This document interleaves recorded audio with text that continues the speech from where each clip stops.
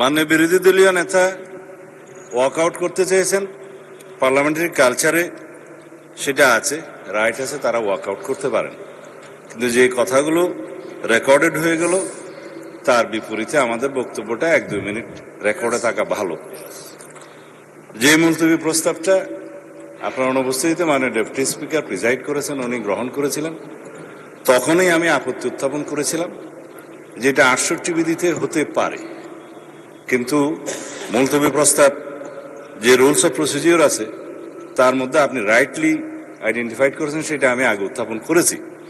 যে বিষয়টি আইন প্রণয়নের মাধ্যমে নিষ্পত্তি হতে পারে সেরকম কোনো বিষয় মুলতবি প্রস্তাবে আলোচনা করার বিধান নাই। এটা আপনাদের উদারতা, হাউজের অভিভাবক হিসাবে জাতীয় গুরুত্বপূর্ণ ইস্যু হিসাবে উত্থাপিত হয়েছে, আপনি আলোচনার জন্য রেখেছেন এবং সেটা 2 ঘন্টা আলোচনার জন্য সময় নির্ধারিত হয়েছে, উভয় পক্ষে আলাপ আলোচনা হয়েছে। কিন্তু এটা যেহেতু বিধি বহির্ভূত এবং আলাপ আলোচনা হয়ে যাওয়ার পরে পার্লামেন্টের প্র্যাকটিস হচ্ছে ইট ইজ টকড আউট, আলোচিত হয়েছে, সুতরাং আলোচনার পরে নিষ্পত্তি কি হবে সেজন্য ভোটাভুটি দেওয়ার কোনো বিধান নাই।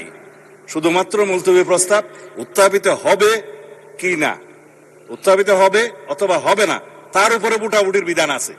কিন্তু আপনি যদি তখন ভোটাভুটি বিধান দিতেন তাহলে পরে এই আলোচনার প্রস্তাব উত্থাপিতই হতো না। অথবা আরেকটা আপনার অপশন আছে, স্পিকার হিসাবে আপনি কোন মুলতবি প্রস্তাব বিবেচনা করবেন অথবা বিবেচনা করবেন না, আপনি এটা রিড আউট করে, এটা প্রিভিলেজ হলো অপোজিশন মেম্বার কেউ যখন সরকারি কর্ম বাধাগ্রস্ত করতে চায়, ব্রিটিশ পার্লামেন্টের নজির অনুসারে তারা ট্রেজারি বেঞ্চে আলোচনা যাতে এগিয়ে না যায় সেজন্য মুলতবি প্রস্তাব তোলার পরে সেটা মুলতবি হলো কি হলো না সেটা স্পিকারের ইখতিয়ার অথবা ভোটাভুটির ইখতিয়ার। তখন মুলতবি প্রস্তাবটা আলোচনা না হলেও প্রিভিলেজটা হলো যে তাদের উত্থাপিত বিষয়টা আপনাকে পড়তে হয়, সেটাই। আর আমরা কোনো মুলতবি প্রস্তাব এখানে রিড আউট করি নাই মাননীয় স্পিকার। উনি যেটা বলেছেন সেটা অসত্য বলেছেন। যেটা মুলতবি প্রস্তাব আমিও শুনেছি আজকে একজন বেসরকারি সদস্য উত্থাপন করতে পারেন, সেটা আপনাকে বিবেচনা করতে হবে, যেহেতু একই বিষয়ে আপনি বিরোধী দলের মাননীয় নেতার একই রকম মুলতবি প্রস্তাব আপনি গ্রহণ করেছেন। এটা প্রেসিডেন্ট হিসাবে as a matter of right বেসরকারি সদস্য সেটা ক্লেম করতে পারে। ধন্যবাদ মাননীয় স্পিকার। ধন্যবাদ মাননীয় মন্ত্রী। যখন প্রস্তাব উত্থাপিত হবে তখন দেখা যাবে। এখন আমি দিনের কার্যসূচি নিয়ে এগিয়ে